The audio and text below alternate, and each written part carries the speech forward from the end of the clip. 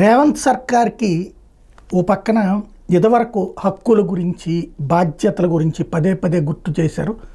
ప్రతిపక్షంలో ఉన్నప్పుడు నేను ధర్నా చేస్తే ఆపుతున్నారు, నేను ర్యాలీ చేస్తానంటే ఆపుతున్నారు, అరాచకం ఇదంతా. ఇప్పుడు తన అధికారంలోకి వచ్చిన తర్వాత బీఆర్ఎస్ చేస్తానన్నటువంటి ఉద్యమాన్ని తను ఆపుతున్నాడు. అంటే అధికారం చేతికి వచ్చినప్పుడు విపక్షాలకు సంబంధించి పని చేయనీయకూడదు, విపక్షంలో ఉన్నటువంటి సందర్భంలో మాత్రం అధికారంలో ఉన్నటువంటి పార్టీకి సంబంధించిన బాధ్యతలను గుర్తు చేయడం నడుస్తోంది. అది ఓ పక్కన బీఆర్ఎస్ వాళ్ళని అడ్డుకోవడం ఒక ఎత్తు అయితే, నిన్న కౌశిక్ రెడ్డి అరెస్ట్లో విచిత్రం.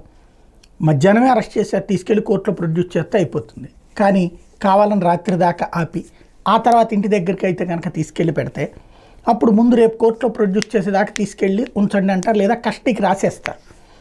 అప్పుడు 14 రోజుల పాటు రిమాండ్కి పంపించాడు, కొన్ని రోజుల పాటు జైల్లో ఉంచాలి అన్నటువంటి ప్రయత్నం. ఇది ప్రభుత్వాలు పోలీసులు ఆడేటటువంటి ఒక పెద్ద జూదం. దాంట్లో ఇప్పుడు రివర్స్ అయింది రేవంత్ సర్కార్కి. కౌశిక్ రెడ్డికి సంబంధించి బంజారాహిల్స్ పోలీసులు కౌశిక్ రెడ్డిని కోర్టు సమయం ముగిసిన తర్వాత కొత్తపేటలో న్యాయమూర్తి నివాసం ఇంట్లో ప్రవేశపెడితే అసలు అరెస్ట్ చేసిన విధానం తప్పుగా ఉందని తేల్చేశారు న్యాయమూర్తి. అరెస్ట్ చేసిన ప్రొసీజర్ సరిగ్గా లేదంటూ బెయిల్ మంజూరు చేశారు.